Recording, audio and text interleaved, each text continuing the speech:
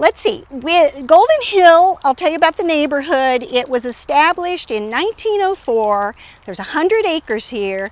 Originally, all 100 acres were the estate of David M. Perry, P-A-R-R-Y.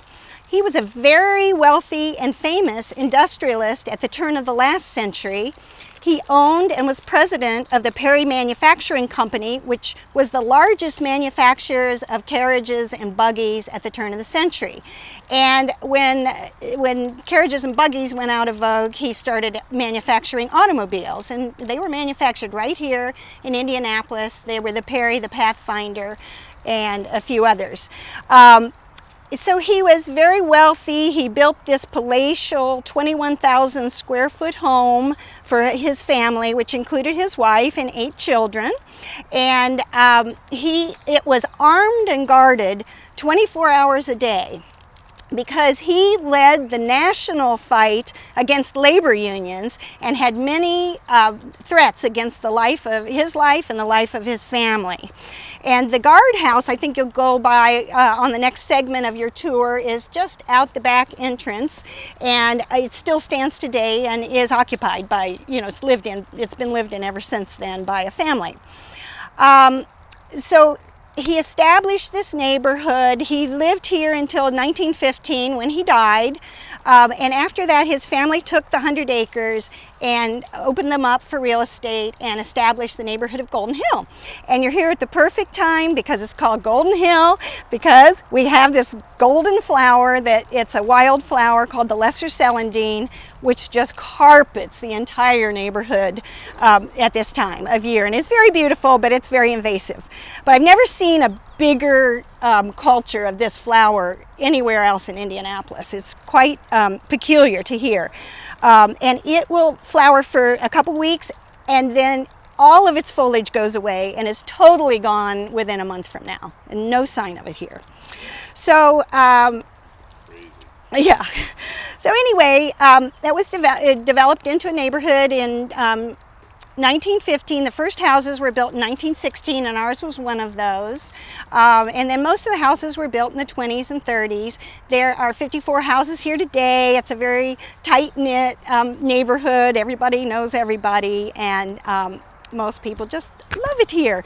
In 1992, we were placed on the National Register of Historic Places, and we are celebrating our 100th year as a neighborhood this year. Now I'm supposed to tell you about the totem pole. And there was once a totem pole that stood here. And that totem pole was brought here. It was actually given as a gift to D.M. Perry, the industrialist. And it was brought here after the World's Fair at St. Louis in 1904. And that's about all the neighbors knew about this. It was put up here. D.M. Perry didn't really want it, but his little son Max wanted it, so he erected it here in 1905, and it stood here until around 1940 when it blew over in a storm. At that time, the pieces were given to the Children's Museum. They were supposed to put it back together and display it.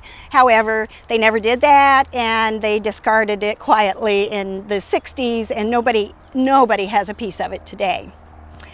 What was known was, how did these totem poles get to the World's Fair? Well, Governor John Brady of Alaska loved native art and the native peoples of Alaska, and he thought their totem pole art was a dying breed, and he wanted to gather totem poles and put them in a park in Sitka, Alaska. It's now Sitka National Historical Park, and he wanted to protect them and keep them for future generations to enjoy. So he went around in 1903 to little islands off of Alaska, and he gathered 15 poles. And that in itself was a big feat. It was hard to do because they weighed thousands of pounds, but the biggest feat was, natives didn't usually give their poles to a white man, but they believed him and they loved him, and they gave him their poles. And before he put them in Sitka, he brought them to the World's Fair of 1904 and put them around a prominent exhibit there, which was the Alaska Pavilion, because he wanted to show people how unusual Alaska was. So I'm backtracking. This is D.M. Perry, who owned a house over there. This is Governor Brady. And these were the poles as they stood around the Alaska Pavilion.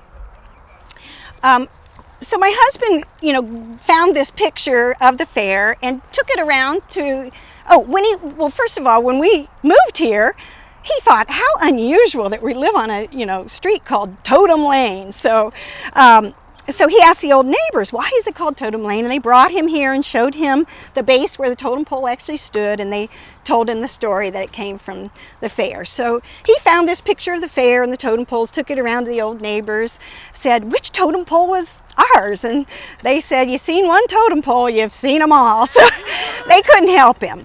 And so he first of all, he wanted to find a picture of it just when it stood in Golden Hill, and that took several years. And by happenstance, he's a doctor down at St. Francis. He was sitting in the doctor's lounge one day and talking about this project and this search for the totem pole. And one of the doctors, a surgeon, said, well, my mother was engaged under that totem pole. So she was in her 90s then. He went through her old photo albums and found a picture of it as it stood in Golden Hill. So that is here, this one. So meanwhile, Richard had found another picture of a totem pole that had been at the World's Fair, but wasn't at the Alaska Pavilion. And he matched that up with our totem pole, and indeed they were the same totem pole. But he really wanted it, and then in this search, he met these historians from Sitka National Park who were looking for the missing totem pole from Sitka National Park, because nobody ever knew what happened to this other pole. And Richard was convinced that this was that pole, but the problem was he didn't know if it was a Brady collected pole because it wasn't in the Brady exhibit around the Alaska Pavilion. So finally, he was stuck in his research, so he decides he's going to go to Yale University Library, and there are all the papers of Governor Brady's, all of them. I mean, thousands and thousands of letters and papers are stored. So he spent the best part of a week, went through all these papers, and he calls me, during this time, and I thought he was having a heart attack or something. He sounded all choked up, and I said, what's wrong? And he said, oh no, this is the best day of my life, Beck. And I said, I thought that was our wedding. And he said, okay, this is the second best day of my life. And he had found letters from Governor Brady talking about collecting this totem pole. It stated the village, it stated the village was Coanglis. The family who had the totem pole was the Yiltatsi family. And Governor Brady talked about it falling into pieces when he collected it. But he still took it to the World's Fair. And there he gave it to another person who displayed it at their exhibit, put it back together, had part of it recarved. And he had finally proved that this was the missing pole from Sitka National Park. So then he decides in 1992 that since there were no pieces of it, he needed to have this pole recarved. So he partnered with the Eiteljorg Museum, but really he single-handedly raised all the money to have this pole carved. And working with Northwest scholars, they told him of a fifth-generation Haida carver in Ketchikan, Alaska, Lee Wallace, and they suggested Lee to be the carver of the pole. And so it took 2 years, but Lee carved the pole in Ketchikan. And after 2 years, Richard's still researching, he comes across evidence that it was actually Lee's great-grandfather, Dwight Wallace, that had carved the original Golden Hill pole. So that was pretty cool.